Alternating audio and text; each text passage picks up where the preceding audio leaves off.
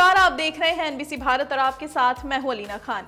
आज देश की सियासत में एक बड़ा धमाका हुआ है और सवाल उठ रहा है, राहुल गांधी का ये कैसा राजनीतिक ब्लास्ट था जिसका धुआं तोड़ गया पर सबूत वो गायब। जी हां, 272 प्रबुद्ध नागरिक, सुन लीजिए, ये कोई आम लोग नहीं है। 16 पुराने जज, 123 रिटायर्ड अधिकारी और 133 फौज के ऑफिसर सब मिलकर राहुल गांधी के खिलाफ खुला पत्र लेकर आए हैं और पत्र का नाम राष्ट्रीय संवैधानिक संस्थाओं पर हमला, सीधा आरोप।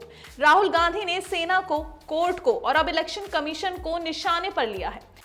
इलेक्शन कमीशन बीजेपी का नहीं है। इलेक्शन कमीशन संविधान के लिए काम करता है।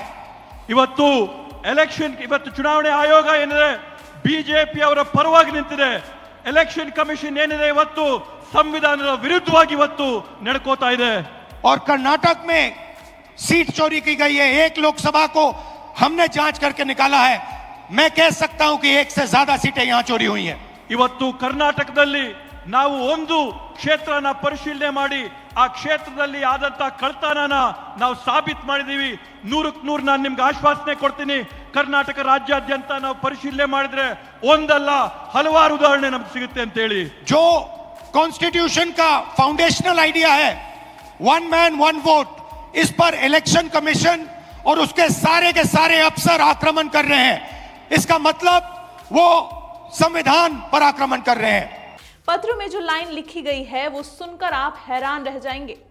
कहा गया, लोकतंत्र बंदूक से नहीं, जहरी जुबान और बिना सबूत के इल्जामों से कमजोर होता है। तो सवाल उठता है राहुल गांधी के लिए, ये जहरी जुबान का आरोप क्यों और बिना सबूत के इल्जाम कहां तक सही? पत्र में राहुल गांधी का एक स्टेटमेंट हाईलाइट किया गया। मेरे पास 100% पक्का सबूत है, ये परमाणु बम जैसा है। हम पूछ रहे हैं, अगर सबूत परमाणु बम था तो डेटोनेट क्यों नहीं किया गया, दिखाया क्यों नहीं गया, देश को पता क्यों नहीं चलने दिया? ना कोई कंप्लेंट, ना कोई डॉक्यूमेंट, ना कोई एफिडेविट। परमाणु बम था या हवा में उड़ा दिया गया?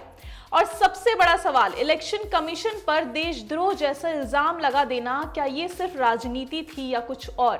272 प्रबुद्ध नागरिक कह रहे हैं ये संस्थाओं को वीक करता है, देश को नुकसान करता है। और अब आता है सबसे बड़ा सवाल जिस पर पूरे देश की नजर है, क्या राहुल गांधी जेल जा सकते हैं? देखिए, कानून सीधा है, अगर आरोप झूठा या बिना सबूत का हो और कोई कंप्लेंट फाइल हो तो केस चल सकता है। अगर कोर्ट समझे कि यहां संस्थाओं की बदनामी हुई है तो केस स्ट्रांग हो सकता है, लेकिन जब तक एफआईआर नहीं होती डायरेक्ट जेल की बात नहीं की जा सकती। हाँ, रिस्क बढ़ सकता है और ये बात पत्र में साइन करने वाले लोग भी कह रहे हैं।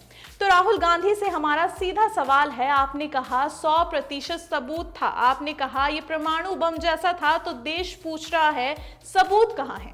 क्या ये सिर्फ राजनीति थी या देश को बताया नहीं गया? देश देख रहा है, खामोश नहीं है और जवाब आपको देना होगा।